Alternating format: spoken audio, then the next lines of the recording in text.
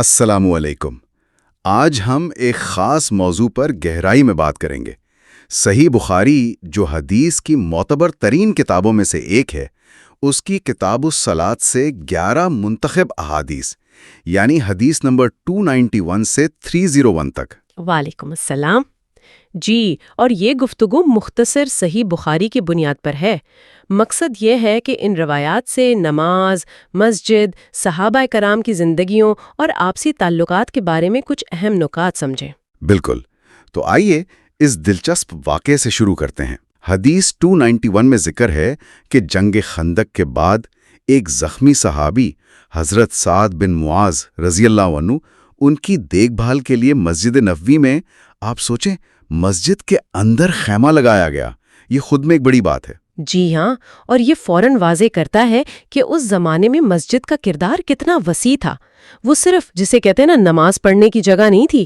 یہ واقعہ بتاتا ہے کہ مسجد کمیونٹی کی حقیقی ضرورتیں پوری کرتی تھی، حتیٰ کہ تیمارداری جیسے کام بھی وہیں ہوتے تھے۔ صحیح، یعنی روزمرہ زندگی سے جڑی ہوئی جگہ تھی۔ وسلم مسجد میں آرام فرما رہے ہیں، چت لیٹے ہوئے تھے، تو یہ بھی اسی کثیر المقاصد ہونے کی طرف اشارہ ہے۔ کوئی بہت زیادہ رسمی جگہ نہیں تھی ہر وقت۔ اچھا، اور پھر مسجد کی روحانی اہمیت۔ حدیث 299 تو کمال ہے۔ گھر یا بازار میں نماز پڑھنے کے مقابلے میں مسجد میں جماعت سے نماز کا ثواب 25 گنا زیادہ۔ جی ہاں، اور صرف ثواب ہی نہیں، مسجد کی طرف چل کر جانے میں ہر قدم پر درجات کی بلندی اور گناہوں کی معافی کا وعدہ ہے۔ اور وہ فرشتوں والی بات کہ جب تک باوضو نماز کی جگہ بیٹھا رہے۔ جی، فرشتے اس کے لیے مغفرت اور رحمت کی دعا کرتے رہتے ہیں۔ یہ مسجد کی روحانی کشش اور اہمیت کو بہت خوبصورتی سے واضح کرتا ہے۔ یہ تو ہوئی مسجد کی بات۔ اب ذرا ان شخصیات کو دیکھتے ہیں جنہوں نے یہ ماحول بنایا۔ صحابہ کرام، ان احادیث میں ان کے ایمان کی پختگی نظر آتی ہے، جیسے حدیث 292، حضرت ام سلمہ رضی اللہ عنہا۔ جی، وہ بیمار ہے لیکن پھر بھی سواری پر بیت اللہ کا طواف کر رہی ہیں۔ یہ عبادت کا شوق اور استقامت دکھاتا ہے۔ ان کے پاس سے نکلتے ہیں تو اندھیرے میں ان کے آگے روشنی ہو جاتی ہے، جیسے 2 مشعلیں ہوں، اللہ کی طرف سے خاص مدد اور ان کے مقام کی نشانی۔ سبحان اللہ۔ اور ان سب میں حضرت ابو بکر صدیق رضی اللہ عنہ کا مقام، وہ تو بہت نمایاں ہے۔ حدیث 294 اور 295، نبی کریم صلی اللہ علیہ وآلہ وسلم کا فرمانا کہ اگر وہ اللہ کے سوا کسی کو خلیل بناتے تو ابو بکر کو بناتے۔ یہ بہت بڑا مرتبہ ہے۔ خلیل یعنی سب سے قریبی، دلی دوست۔ اور اسی حدیث 294 میں وہ بات بھی ہے کہ جب حضور صلی اللہ علیہ وآلہ وسلم نے اپنے وصال کا اشارہ دیا تو صرف حضرت ابو بکر رو پڑے۔ جی، یہ ان کی بصیرت تھی۔ وہ فوراً سمجھ گئیں کہ اشارہ کس طرف ہے، اور پھر وہ مسجد کے دروازوں والا حکم کہ سب بند کر دیے جائیں سوائے ابو بکر کے دروازے کے، یہ مستقبل میں ان کے کردار کی طرف واضح اشارہ تھا۔ بالکل۔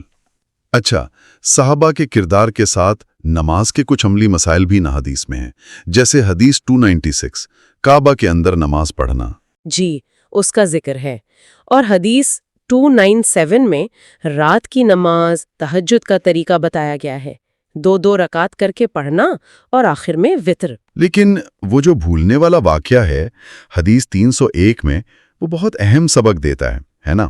نبی کریم صلی اللہ علیہ وسلم سے نماز میں سہو ہوا، 4 کی بجائے 2 رکعت پر سلام پھیر دیا۔ جی بالکل، اور پھر حضرت ذوی الیدین رضی اللہ عنہ نے توجہ دلائی۔ اس میں کئی باتیں ہیں۔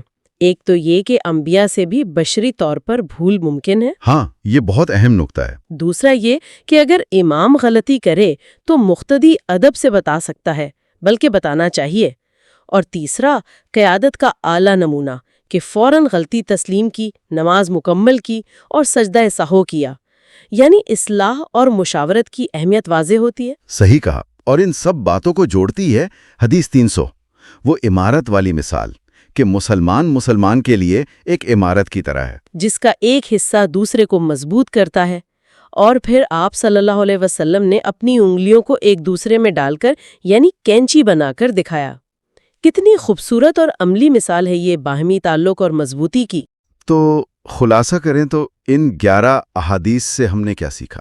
مسجد کا وسیع کردار، صحابہ کا، خاص طور پر حضرت ابو بکر رضی اللہ کا مقام اور ایمان، نماز کے کچھ احکام، بھول چک کی اصلاح کا طریقہ۔